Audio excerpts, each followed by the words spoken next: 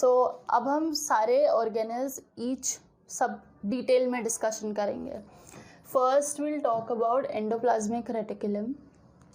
This is a structure. This is a very rough structure of endoplasmic reticulum. It is a membrane bound tube and sheet like structure. You can say this is kind of seems like a tube and this is sheet. So these are like sac. It is a kind of sac structure with tube and sheet. It is a network system within the cell. So okay. Also, endoplasmic reticulum has two types. Like one is rough endoplasmic reticulum, second is smooth. Why is it called rough? Why is it called smooth? You can see the structure here. These black dots are ribosomes. Okay, these ribosomes are produced by rough ER.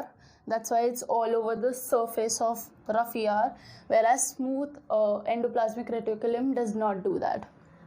Its function, first of all, the basic function of endoplasmic reticulum is it provides mechanical system, क्योंकि ये एक network system बनाता है with in the cell और cytoplasm में फैला होता है through out.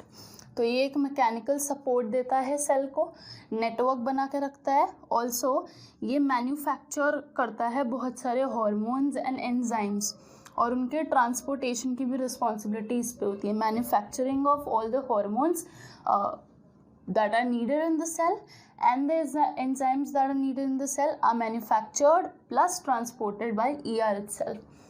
Otherwise, the specific function of rough ER and smooth ER are the rough ER, since like ribosomes are and ribosome synthesize protein, so its first function is to synthesize protein. We'll talk about ribosomes in a maybe last way. Otherwise, it also gives a channel for transportation. Since इसका basic function transportation भी है, तो rough endoplasmic reticulum का एक अलग से function होता है, that is transportation. तो वो एक channel की तरह काम करता है enzymes के लिए. Smooth endoplasmic reticulum fat molecules manufacture करता है बेसिकली. जैसे यहाँ प्रोटीन सिंथेसाइज करता है, यहाँ फैट मॉलिक्यूल्स मैन्युफैक्चर होते हैं. Also it is responsible for detoxifying poisons and drug present in cell. Anything that is harmful for the cell वो डिटॉक्सिफाई स्मूथ एंडोप्लाज्मिक रेटिकुलम करेगा. so that's all about endoplasmic reticulum. The second we'll talk about is lysosome. Okay, it is very simple, but yet it is asked many a times in exams also. It is the waste disposable system.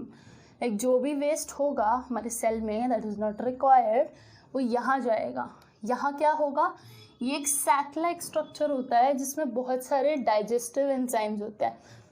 समझ ही आ रहा है, अगर waste वहाँ जा रहा है, digestive enzymes है, तो वो सारे वेस्ट को डाइजेस्ट कर देगा और से क्लीनिंग सिस्टम और वेस्ट डिस्पोजेबल सिस्टम का काम करता है लाइसोसोम.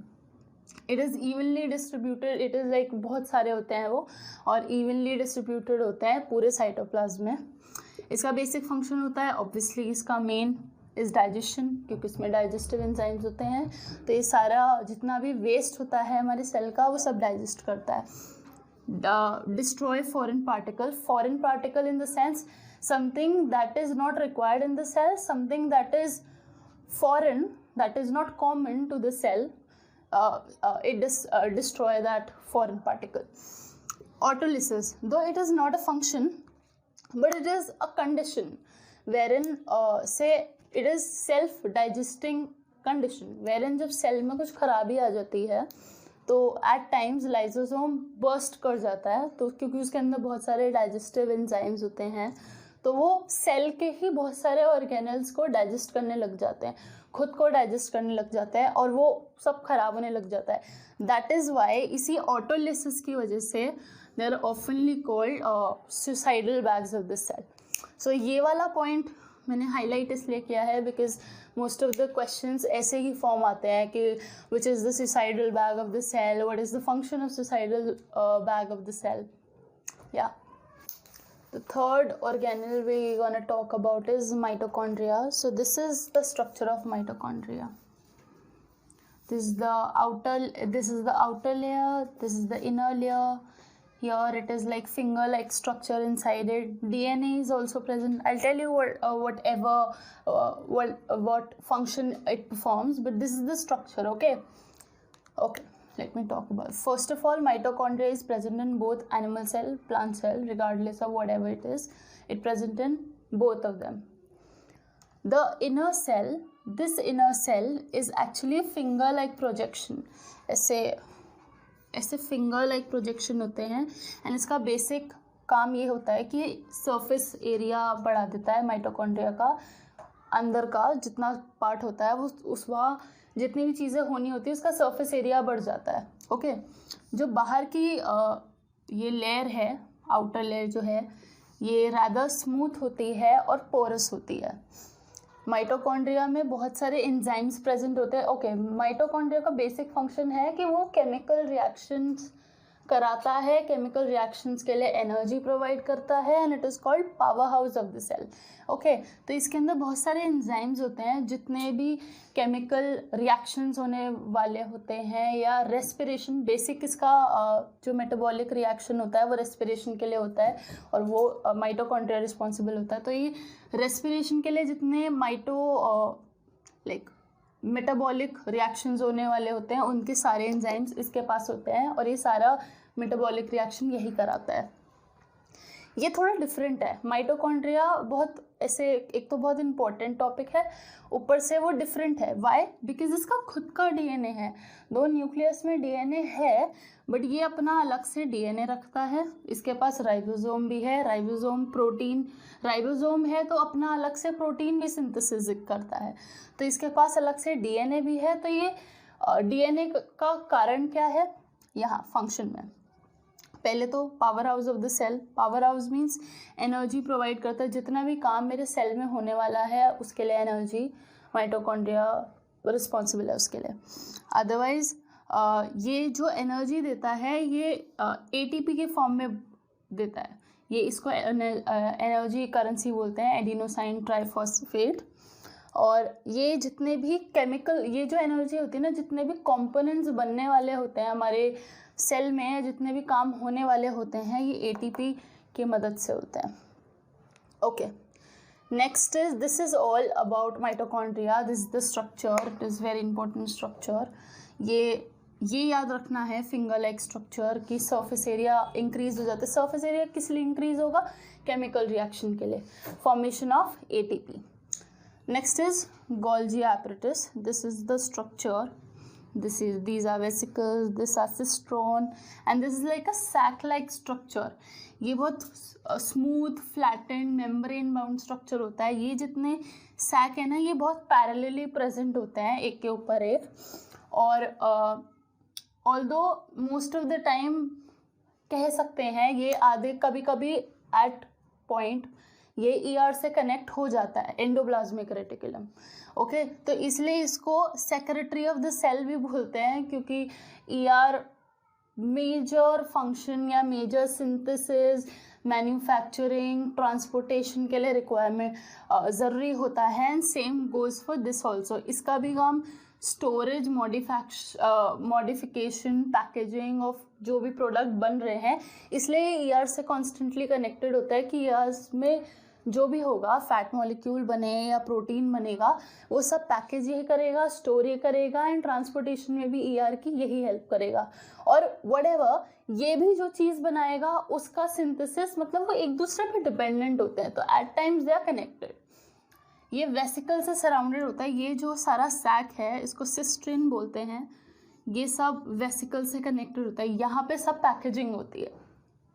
अच्छा, और जो प्लांट सेल होता है, प्लांट सेल में इसको डिक्टोजोम बोलते हैं. सब यूनिट्स के उसमें प्रेजेंट होता है ये. गोल्जी ऐसे सैक लाइक स्ट्रक्चर नहीं होता, बहुत सब यूनिट्स होते हैं इसके.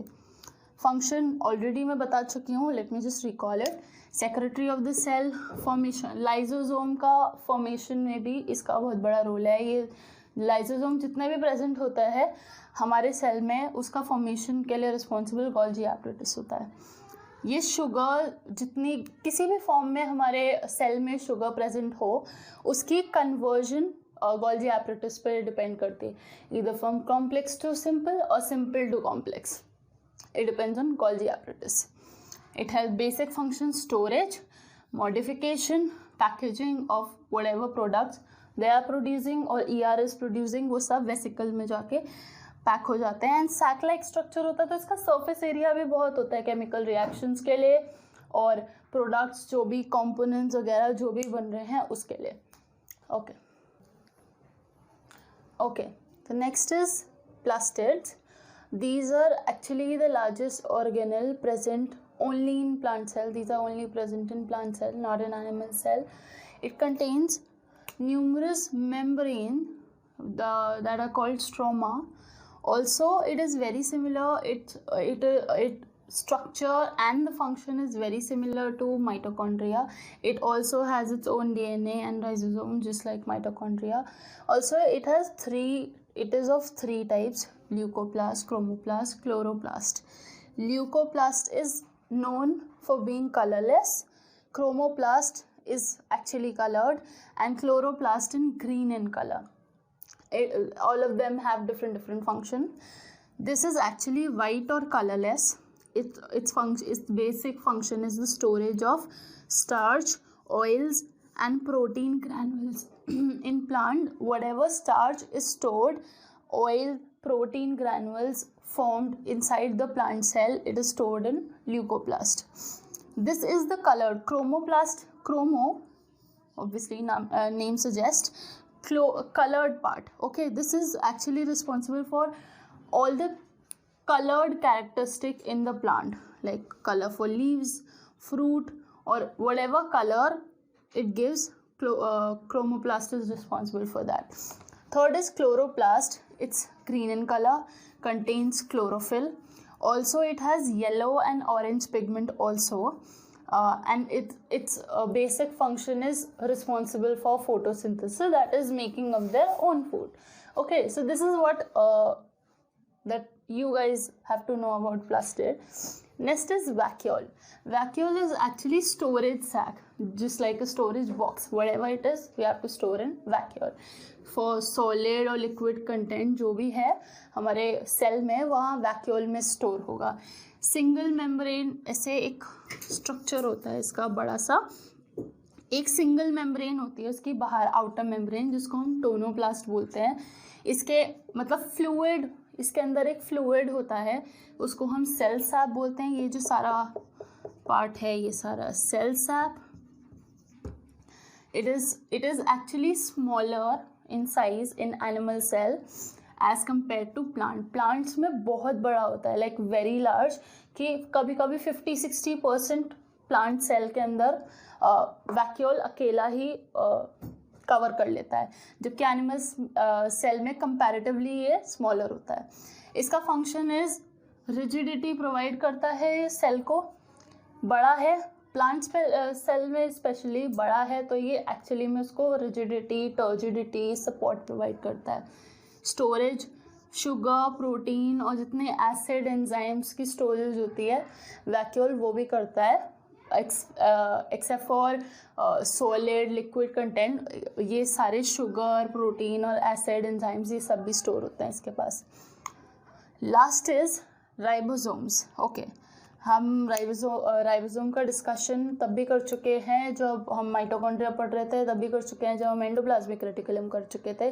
मैंने वहाँ पे भी एक ग्लांस दिया था, यहाँ पे भी सेम ही बताऊँगी, just giving just another glance as an organelle. It is small, it is free structure, it is like small balls, very small balls, lot of balls spread throughout the cytoplasm.